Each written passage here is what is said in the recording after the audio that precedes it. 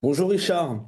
Bonjour Est-ce que vous Philippe. vous souvenez de la tonalité des commentaires médiatiques lorsque Giorgia Meloni est parvenue à constituer son gouvernement?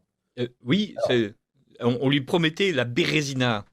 Eh oui, pas sur Radio Courtoisie évidemment, hein, mais à peu près partout ailleurs, en effet, on ne pouvait qu'entendre ou lire combien elle était nulle, son gouvernement n'allait pas durer. Et d'ailleurs, même dans notre camp politique, on ne peut pas dire que l'enthousiasme était unanime, hein. Pour l'un, elle était trop ci, pour l'autre, pas assez ça, et puis ça n'allait pas assez vite. Je dois vous dire que je voyais alors, quand même, dans ces attaques entre amis, disons, une forme d'immaturité politique de nos milieux, peut-être pas assez familier avec ce que l'exercice du pouvoir nécessite comme finesse et souvent compromis pour arriver à ses fins. Je me souviens bien aussi qu'il y a un an de ça, presque jour pour jour, hein, Marion Maréchal était alors la seule représentante politique à défendre avec force Giorgia Meloni et à tenter de démontrer ses premiers succès, car il y en avait déjà, dans les médias et les débats à l'occasion des élections européennes. Quelques jours avant le vote, elle était même allée aux côtés de Meloni à Rome, et ce partenariat, cette alliance, s'est encore renforcée depuis au sein du groupe et du Parti des conservateurs et réformistes européens, ECR. Mais maintenant, tout a changé, Richard. Ah oui, Marion n'est plus la seule à défendre Georgia. Giorgia Meloni nous fait une remontada médiatique digne des grandes heures du Milan AC ou de la S Roma. Imaginez ça. Hier matin, je regardais un reportage de BFM TV, alors désolé amis auditeurs, hein, voyez ça comme disons de la conscience professionnelle, sur le terrible nouveau plan social prévu dans la sidérurgie chez ArcelorMittal.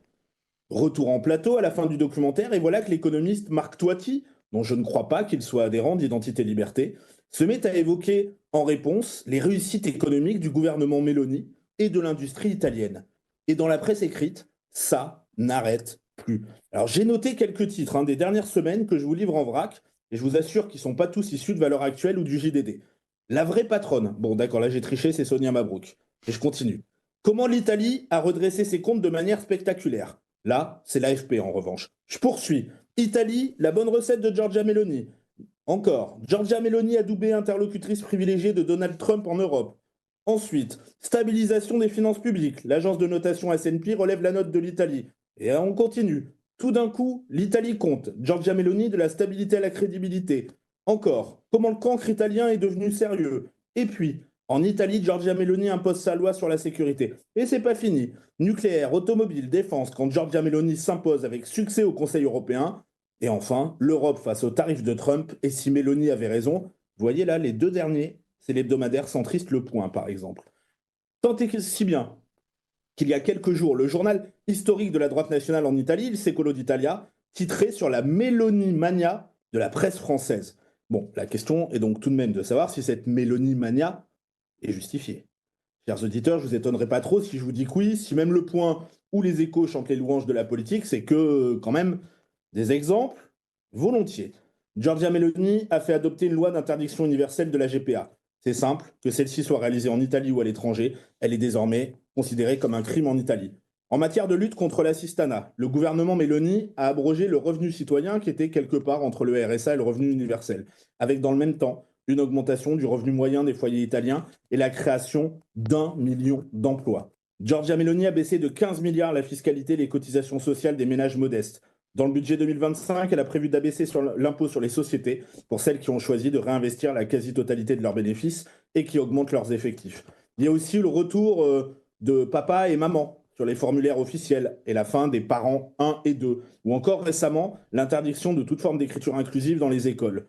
Le bilan Meloni, c'est aussi l'Italie championne d'Europe des exportations, avec une balance excédentaire de 55 milliards d'euros et hors produits énergétiques, c'est même de 105 milliards d'euros. D'ailleurs, dans le domaine énergétique, l'Italie a lancé un plan d'investissement dans le nucléaire. Je cite, le relèvement reflète l'amélioration des amortisseurs économiques externes et monétaires de l'Italie dans un contexte de vents contraires mondiaux croissants, ainsi que les progrès graduels réalisés dans la stabilisation des finances publiques. Ça, c'est le commentaire de l'agence de notation Standard Poor's qui a relevé la note de l'Italie sur les marchés financiers grâce à l'assainissement des finances publiques. Reçu par Donald Trump à la Maison-Blanche, recevant le vice-président de J.D. Vance à Rome, Giorgia Meloni s'est affirmée comme le pont entre l'Europe et les USA au cœur de la crise liée à l'augmentation des tarifs douaniers. Et puis, bien sûr, la lutte contre l'immigration clandestine, avec une baisse de 65% des débarquements de migrants et une augmentation de 30% des expulsions. Giorgia Meloni est à la tête du gouvernement depuis plus de 900 jours. En Italie, c'est un miracle. La coalition qu'elle mène, avec la Lega et Forza Italia, respectivement alliés sur le plan européen QRN et de LR ferait même un meilleur score aujourd'hui, 5 points de plus d'après un récent sondage que lors de leur élection. Constatant tout cela, amis, je ne peux m'empêcher de repenser aux images assez connues désormais de la toute jeune Mélanie avec sa petite coupe au carré, collant les affiches dans son quartier avec sa section. Je ne peux m'empêcher de penser qu'il n'y a pas si longtemps, son parti ne pesait encore que quelques maigres pourcents.